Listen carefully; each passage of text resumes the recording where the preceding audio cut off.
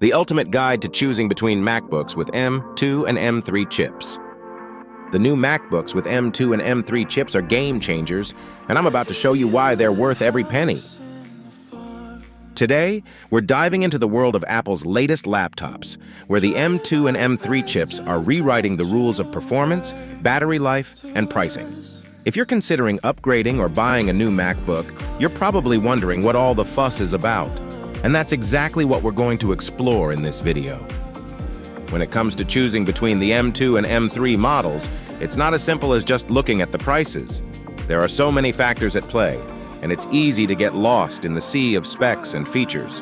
One of the biggest challenges is understanding the performance difference between the two chips. Is the M3 really worth the extra cost? Or can you get by with the M2? And how do you factor in battery life, which is always a top priority for MacBook users?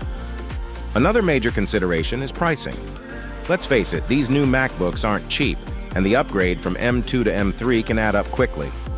So you need to ask yourself, is the extra performance and capability worth the extra cost?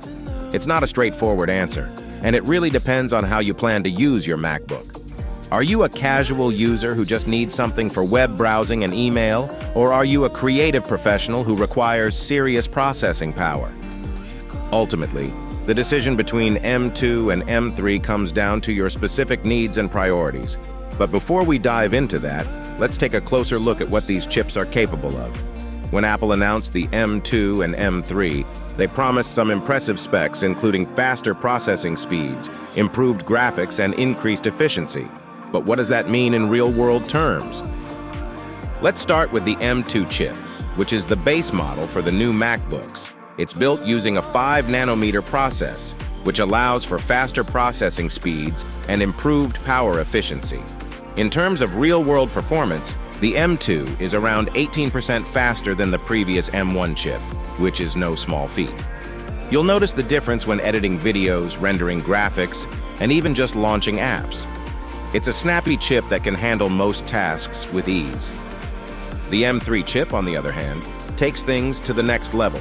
It's built using a 4-nanometer process, which allows for even faster processing speeds and improved graphics performance. In fact, the M3 is around 35% faster than the M2, making it a powerhouse of a chip. But it's not just about raw processing power. The M3 also has improved machine learning capabilities, which means it can handle tasks like image and speech recognition with ease. When it comes to battery life, both chips are impressive, but the M3 has a slight edge. Apple claims the M3 can last up to 22 hours on a single charge, while the M2 tops out at around 20 hours. Of course, real-world usage will vary, but it's clear that the M3 is the winner when it comes to battery life. So which chip is right for you? Well, it really depends on your specific needs and use cases. If you're a casual user who just needs a laptop for web browsing and email, the M2 is a great choice. But if you're a creative professional or gamer, the M3 is worth the extra cost. It's the better choice for tasks that require serious processing power and graphics performance. In the end, the new MacBooks with M2 and M3 chips are a game changer for Apple's laptop lineup.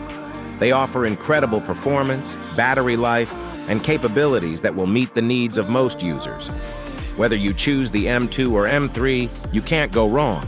But it's important to consider your specific needs and priorities before making a decision.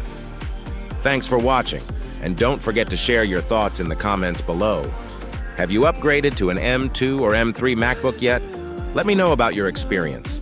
And if you're new here, consider subscribing for more tech insights and reviews.